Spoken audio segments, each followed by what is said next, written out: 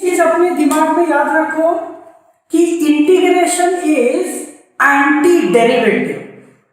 Derivative का वो उल्टा प्रोसीजर होता है, उल्टा होता है, रिवर्स होता है।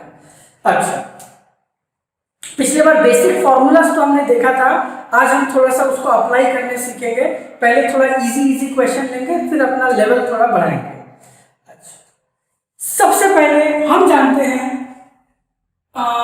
किसका एग्जांपल ले लो, चलो साइन एक्स का।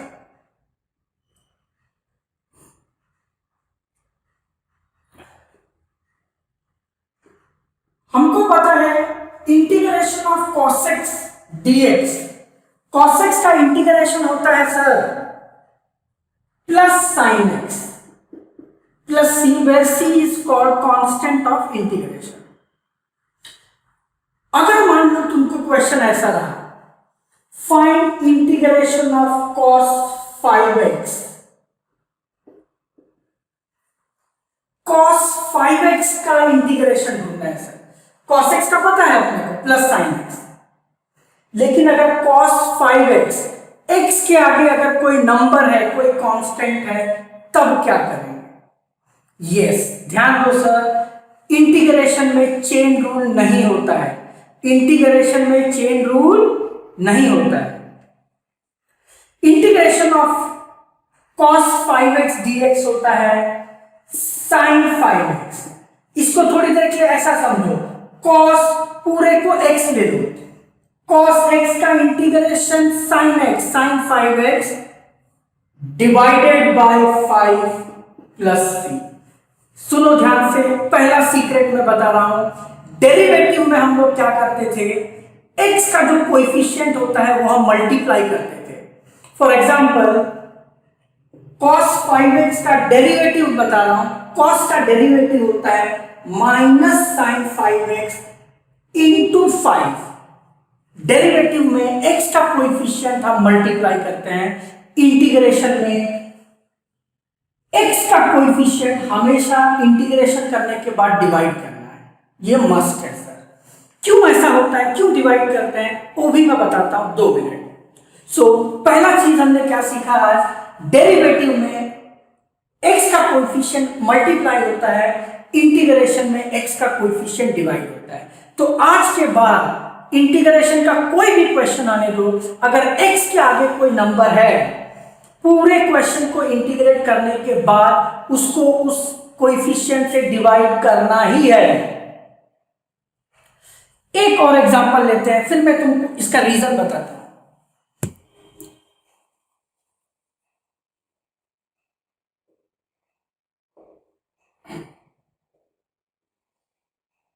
Integration of tan inverse 3x, tan inverse x का तो हम इंटीग्रेशन जानते हैं। I am sorry sorry sorry sorry,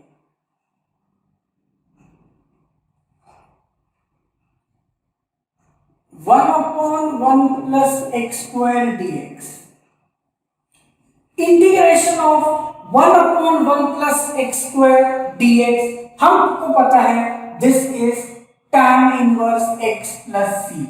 क्यों ऐसा, बिकॉज tan इनवर्स x का डेरिवेटिव होता है one upon one plus x square, so one upon one plus x square का इंटीग्रेशन होगा tan inverse x plus c।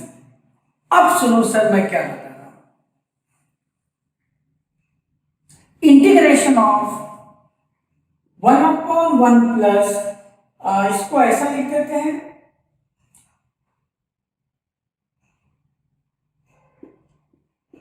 Three x square dx, इसका formula क्या बनेगा, this will be tan inverse 3x divided by 3 plus c। सो ये चीज समझ लो, x के आगे जो भी कोएफिशिएंट रहेगा इंटीग्रेशन के बाद वो डिवाइड करना है। रीजन मैं अभी बताता हूं। अच्छा, उसके पहले अगर तुमको पहला मेरा पॉइंट आज का क्लियर है तो प्लीज एक यस और नो लिख दो। अच्छा, अब मैं तुमको समझाने जा रहा हूं कि हमने x के कोएफिशिएंट से डिवाइड क्यों किया। ठीक, हाँ कुछ लोगों का रिप्लाई लेट आ रहा है।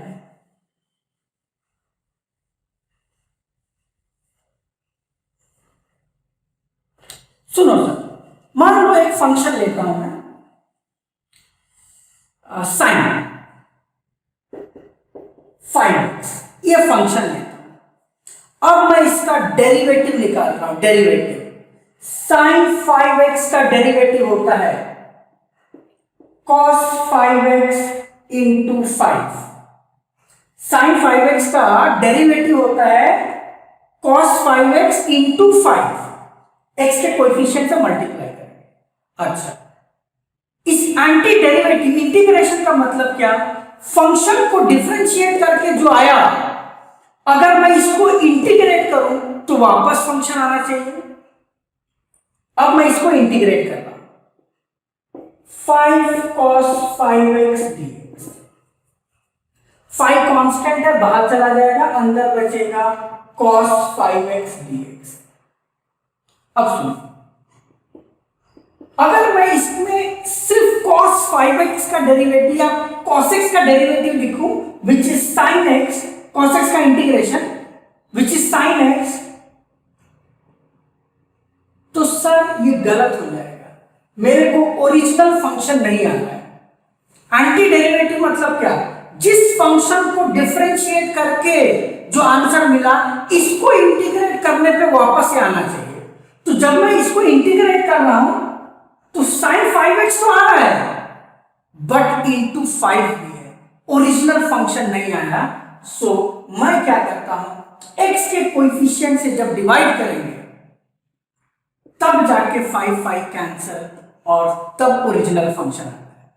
सो ये रीजन है हम x के कोएफिशिएंट से क्यों डिवाइड करते हैं। सो डिफरेंशिएट करके जो आया उसको इंटीग्रेट करने से फंक्शन आना चाहिए, नहीं आ रहा था, 5 से डिवाइड करना पड़ता है। सो ये आज हमने पहली बात सीखा। फर्स्ट हमारा सीक्रेट था कि डेरिवेटिव में x का कोएफिशिएंट मल्टीप्लाई होता है और इंटीग्रेशन में x का कोएफिशिएंट हमेशा डिवाइड होगा। ये सब हम धीरे धीरे वापस जब समझ करेंगे तो क्लियर हो जाएगा। चलो नेक्स्ट चीज मैं तुमको सिखाने जा रहा हूं। अभी मैं थोड़ा सब्स्टिट्यूशन पे आऊंगा, वो हमारा टाइप 1 होगा, बट उसके पहले एक बड़ा इंपॉर्टेंट पॉइंट हम सीखेंगे। देखो यार, कई बार क्या होता है, जब तुमको इंटीग्रेशन या इंटीग्रल दिया रहता है सॉल्व करने के लिए, दिखने में वो बहुत बड़ा होता है, बताता हूं, दिखने में बहुत बड़ा होगा, बट सब्स्टिट्यूशन, ये वर्ड याद रखो, सब्स्टिट्यूशन मतलब पूरे इंटीग्रल के अंदर हम किसी चीज को कुछ दूसरा अज्यूम कर ले। कैसे करेंगे बताता हूं। तो इंटीग्रेशन जो है वो बहुत छोटा हो जाता है और उसमें डायरेक्ट फॉर्मूले लग जाते हैं। इसमें सबसे खतरनाक नियम, सबसे खतरनाक रूल क्या है? सोचो बैठ के, जब क्वेश्चन देखेगा सोचो बैठ के, क्या मैं किसी चीज को कोई वेरिएबल सब्स्टिट्यूट कर लूं, किसी भी चीज को कुछ वेरिएबल पे सब्स्टिट्यूट कर लूं, और क्या उस चीज का डेरिवेटिव भी क्वेश्चन में अवेलेबल है? इसको मैं कैसे समझा रहा हूं, ध्यान दो।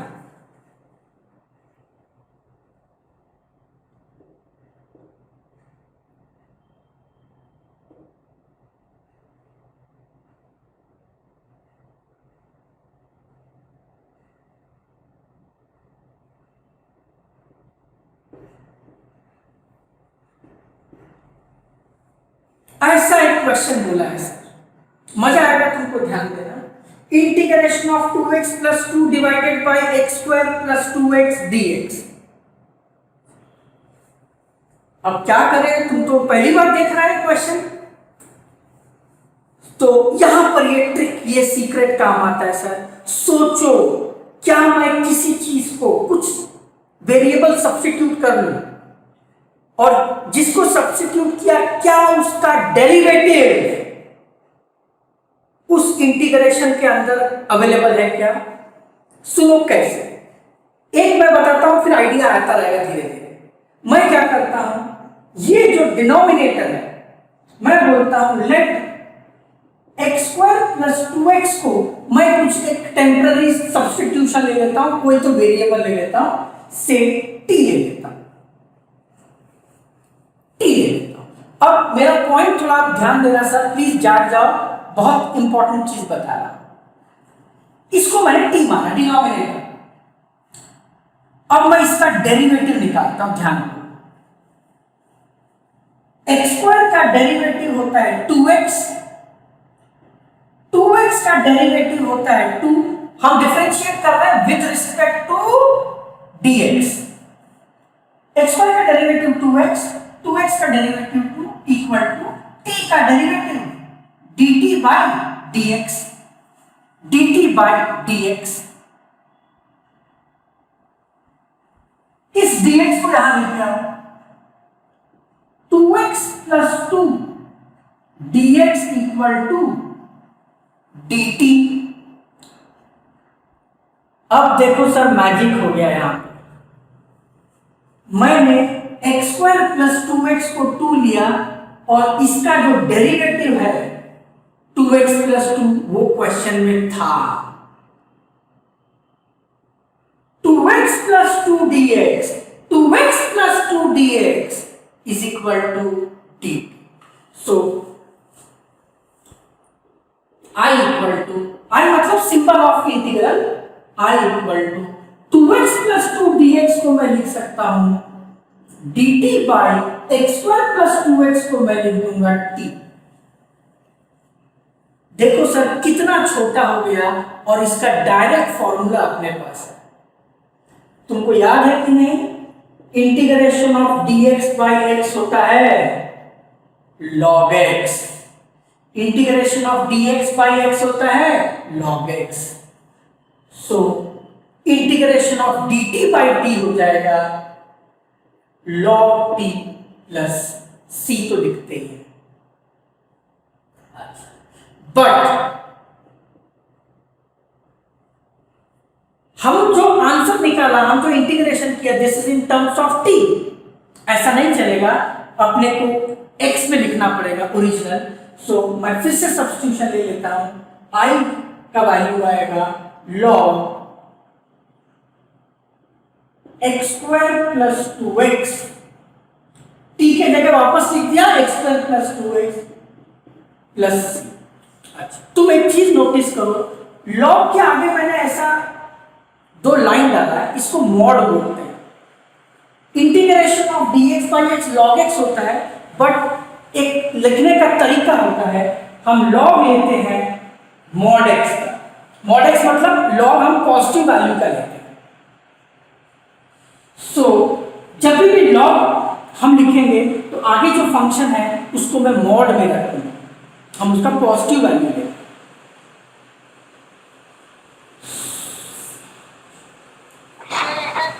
हाँ बता रहा मैं, एक सेकेंड। अच्छा, अब इसमें मुझे 2-3 पॉइंट्स ऐड करने हैं।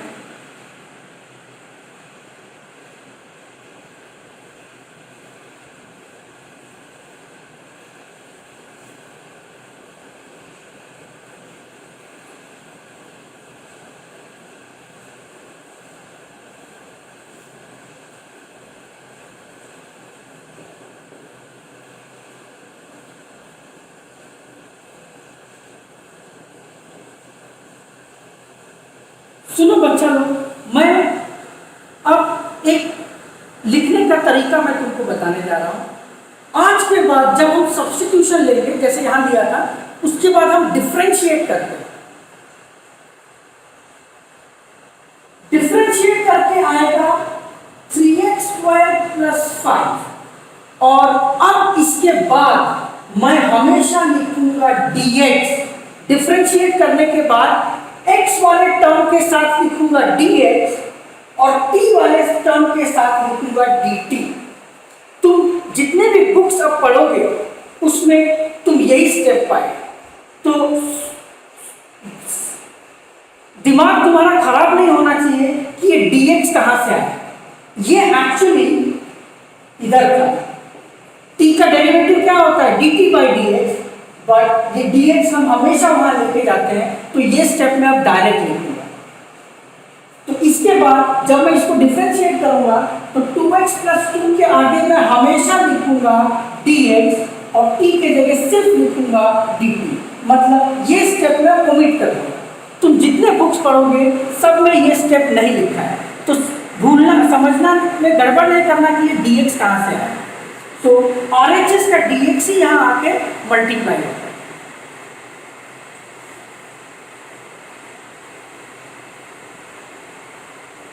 ठीक है,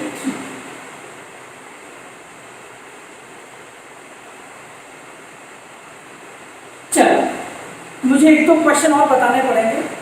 एक बार मैं सबसे पूछ लेता हूं, अगर ये सब्स्टिट्यूशन मैं कैसे ले आऊं, अगर ये क्वेश्चन तुमको परफेक्टली क्लियर है तो प्लीज एक यस और नो।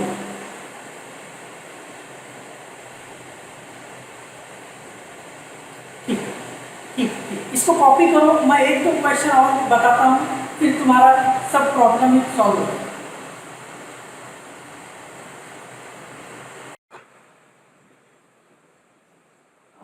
चलो एक क्वेश्चन मैं और लेता हूं।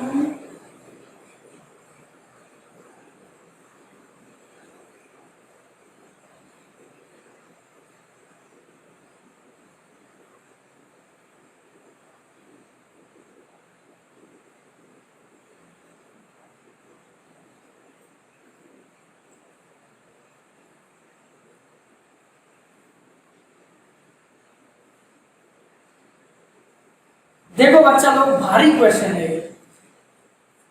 बोला है I equal to integration e power minus tan inverse x divided by 1 plus x square dx।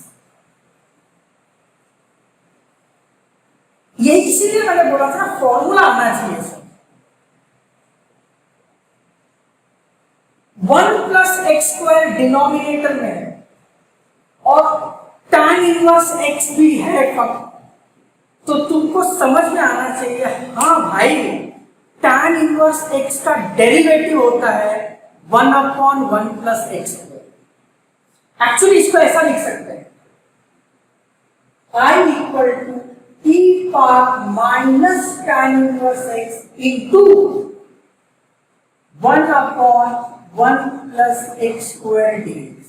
ये और ये एक ही बात है, सेम है। मैं इसको अलग से क्यों लिखा तुमको सोचने के लिए। tan इनवर्स x और 1/1 प्लस एक्स स्क्वायर दिख गया, समझ जाओ सब्स्टिट्यूशन तो है भाई। यहां पर मैं सब्स्टिट्यूशन लूंगा, लेट tan इनवर्स x को कुछ तो t ले लेता हूं। अब डिफरेंशिएट कर रहा हूं, ध्यान दो।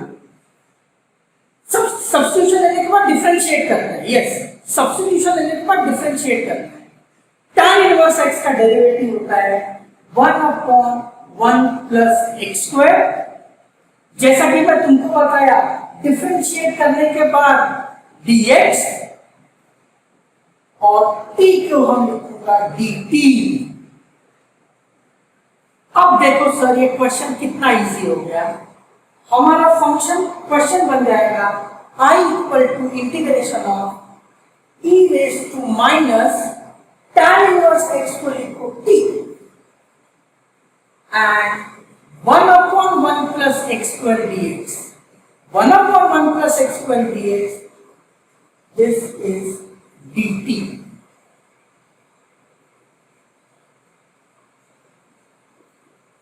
I बस अब तो ये इंटीग्रेट करना तुम बचपन से जानते हो। This is in the form of integration of e power x dx। e power x dx का integration e power x, so e power t dt का इंटीग्रेशन होगा e power t divided by -1। ये step भूलना नहीं sir, divided by -1 होगा। क्यों? अभी मैं तुमको बताया था इंटीग्रेशन करते समय वेरिएबल के आगे जो भी कोएफिशिएंट है, जो भी नंबर है, उससे डिवाइड करना पड़ेगा। माइनस है मतलब आगे नंबर है -1, तो -1 से डिवाइड करते हैं। अच्छा, अगर ई पावर सिर्फ टी होता तो इसका integration E power T divided by है टी के आगे का नंबर इज 1, इसलिए वो सिर्फ ई पावर टी हो जाता है। बट अगर माइनस टी है तो जब तुम डिवाइड करोगे -1 आएगा। ये भूलना नहीं है, ये बच्चे भूल जाते हैं। Therefore बोलना I इक्वल टू, इसको माइनस ऊपर ले लो, e raise to minus t के जगह ओरिजिनल x का वैल्यू डालो, t is actually minus tan inverse x plus c। ये तुम्हारा फाइनल आंसर है। I equal to minus e raise to minus tan inverse x plus c। ठीक है, सुनो एक और क्वेश्चन लेता हूं मैं। बोला है integration of x power 4 dx divided by root x power 5। Yes, शायद तुमने सब्स्टिट्यूशन गेस कर लिया है, वेरी गुड। हम जानते हैं x पावर 5 के डेरिवेटिव में x पावर 4 आएगा। सो मैं क्या करूंगा, we will take x power 5 को t, x पावर 5 को t। अब इसको डिफरेंशिएट करना दोनों का, ये हो जाएगा, this is in the form of x raise to n। x raise to n का derivative n x raise to n minus 1, 5x raise to 5 minus 1 4। Differentiate करने के बाद लिखो dx is equal to dt।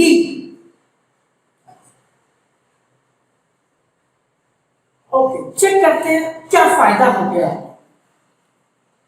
मैं क्या बोल सकता हूं, I इक्वल टू, ऊपर है x पावर 4 dx, यहां से x पावर 4 dx का वैल्यू आ जाएगा। x power 4 dx is equal to, अपने को न्यूमरेटर में क्या है, x पावर 4 dx, बचा हुआ 5 वहां ले जाओ, ये हो जाएगा 1/5 dt, या फिर तुम dt by 5 भी लिख सकते हो। सो न्यूमरेटर हो जाएगा 1/5 dt एंड डिनोमिनेटर होगा रूट x पावर 5 को मैंने लिखा था t। चल, अब आगे कैसे करेंगे इंटीग्रेट, कोई बड़ी बात नहीं है। 1/5 कांस्टेंट है, बाहर चला जाएगा, अंदर बचेगा dt by root t।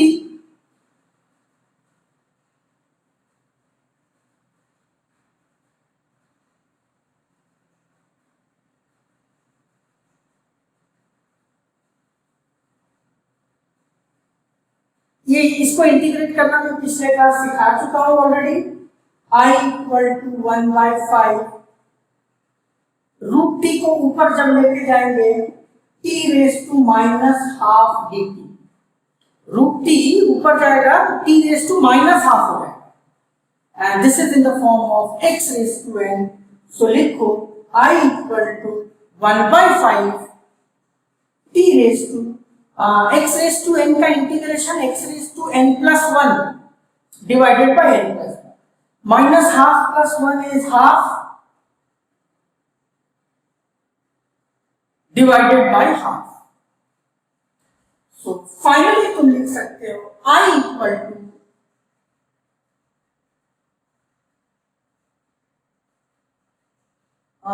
To जाके मल्टीप्लाई हो जाएगा 2/5, t रेस टू हाफ को लिख सकते हैं रूट t प्लस c।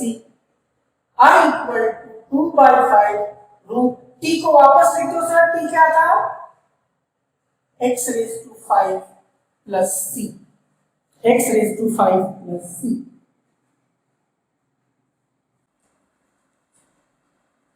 इस पर्टिकुलर क्वेश्चन को ना एक्चुअली एक और ढंग से भी हम सॉल्व कर सकते हैं।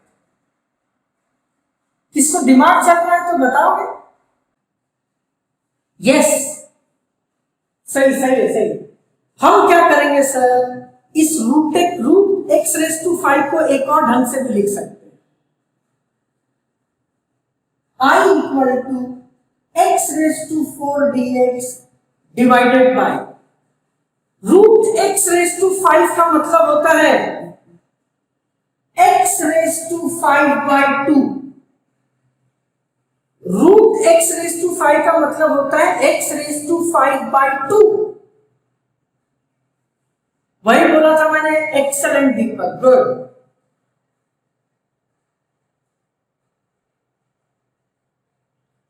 इसमें एक प्रॉपर्टी लग जाएगा, x raise to a divided by x raise to b is x raise to a minus b। Base same होता है और डिवीजन है तो पावर सब्ट्रैक्ट हो जाएंगे। x raise to 4 minus 5 by 2, 4 minus 5 by 2, 8 minus 5 3 by 2 आएगा। x raise to 3 by 2 dx, और इसको हम direct x raise to n से कर सकते थे। ये होगा x raise to 3 by 2 plus 1 divided by 3 by 2 plus 1। वो भी एक आंसर है, यस।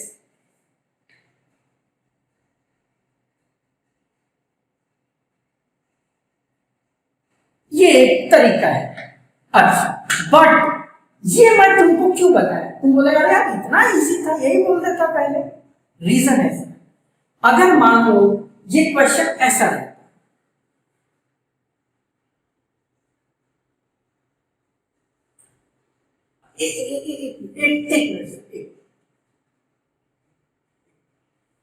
बच्चा लोग, ये मैं क्या तुमको बताना चाह रहा हूं, तुमको समझ में आता है कि ये सेकेंड मेथड तुमको समझता है, यस और नो? पहले कंफर्मेशन जरूरी है। फटाफट रिप्लाई करो, थोड़ा एक्टिव रहो प्लीज।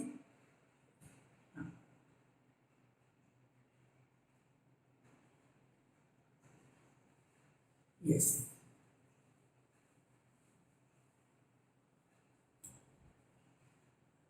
ठीक। अच्छा, लेकिन हम फर्स्ट कहां जाएंगे मैं बताता हूं। अगर ये x रेज टू 5 प्लस 1 या प्लस कोई नंबर या माइनस कोई नंबर है तो हम फर्स्ट जाएंगे। तब सर ये आइडेंटिटी नहीं लग पाएगी, नहीं लगा पाएंगे।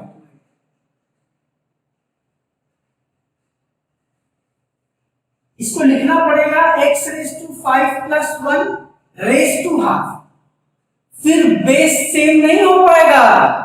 हाँ, सो इन दैट केस ये मेथड भूल जाओ, नहीं लग पाएगा। बट इस क्वेश्चन को सेम मेथड से हम कर सकते हैं।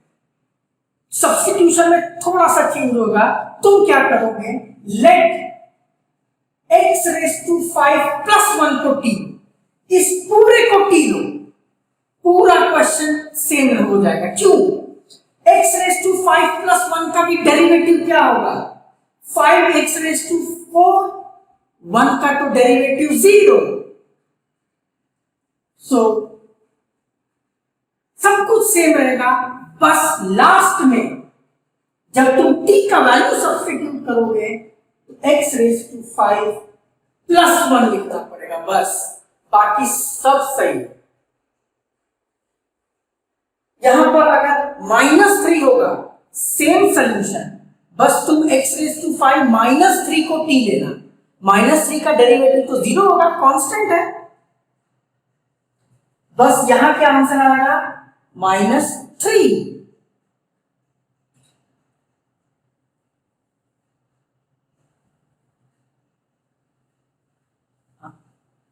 अब मैं तुम सबसे पूछता हूं भाई, तुमको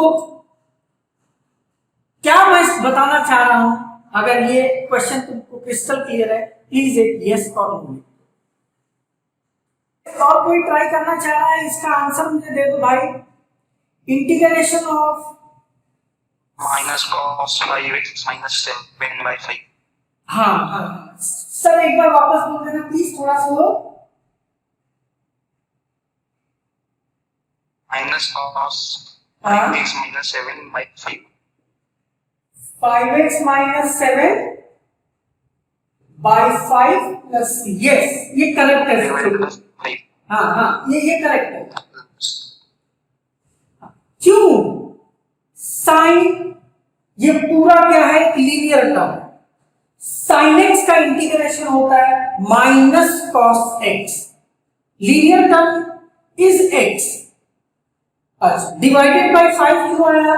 एक्स के कोएफिशिएंट से अपने को हमेशा डिवाइड करना है, प्लस।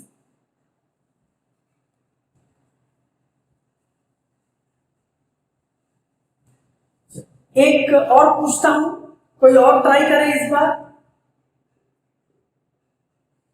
इंटीग्रेशन ऑफ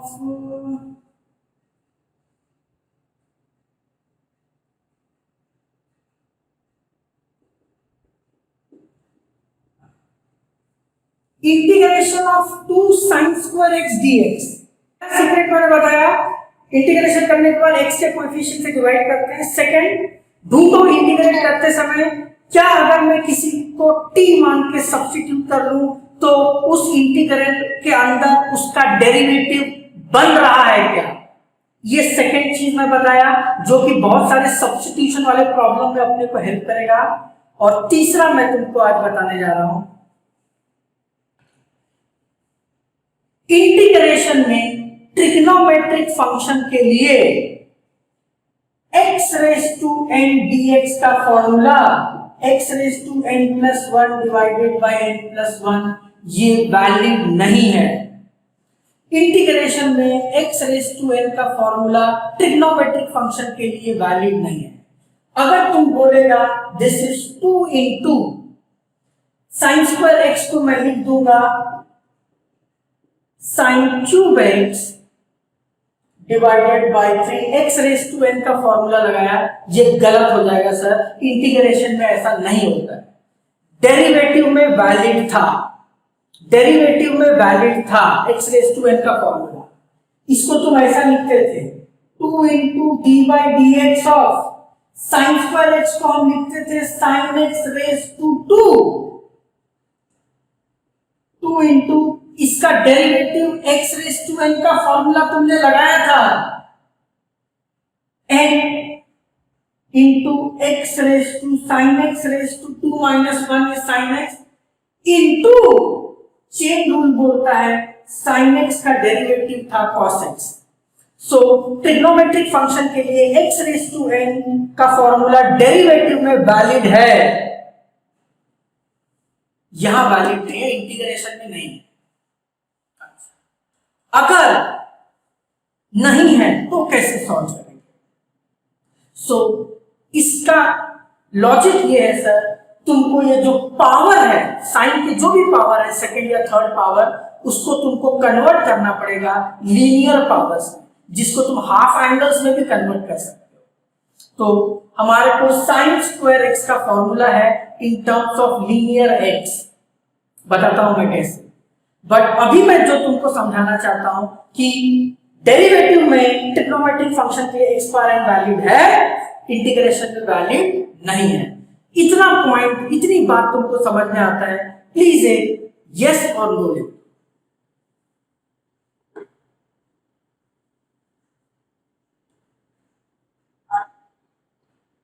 ठीक, nice. Minus sine 2x by 2 plus c। हाँ, एक मिनट मैडम, मैं सॉल्व करता हूँ। मेरे को याद थोड़ी ना, ये तो मैं अपने मन से लिखा है।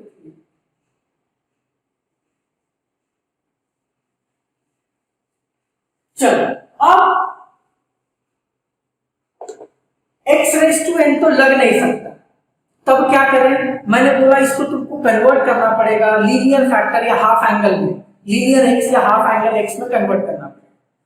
सो 11 जो मैं तुमको बोल के थक गया, cos 2x का आइडेंटिटी रट लो, आज वापस यूज हो रहा है। देखो, हम जानते हैं cos 2x होता है 1 minus 2 sine square x.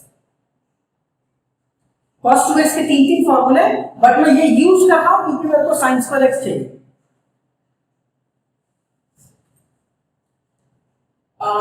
2 sine square x equal to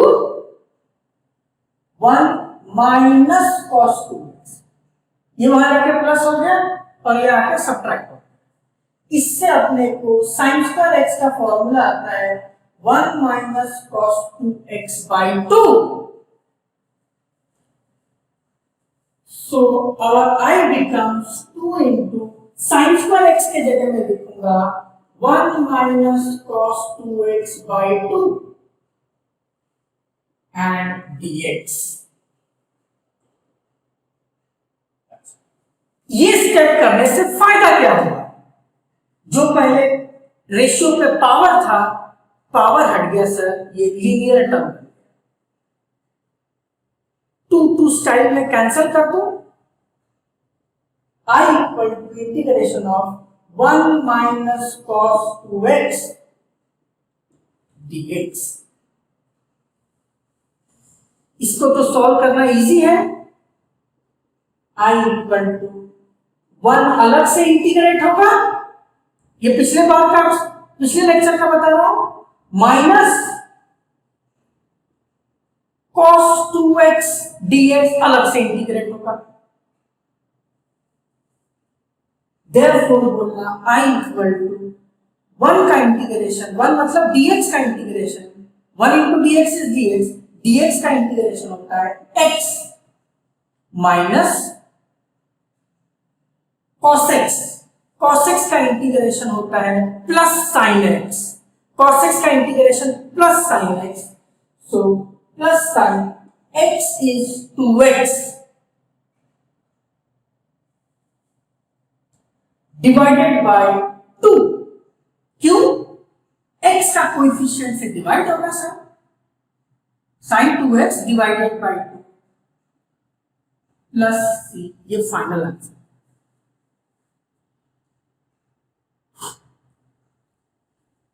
अब बच्चा लोग मैं तुमसे फाइनली पूछता हूं, अगर ये कंसेप्ट तुमको 100% परफेक्टली क्लियर है तो ही लिखना यस, नहीं तो बिंदास लिखो नहीं, कोई डरने की बात नहीं है. ओके सर, ठीक, चलो कॉपी कर लो फटाफट.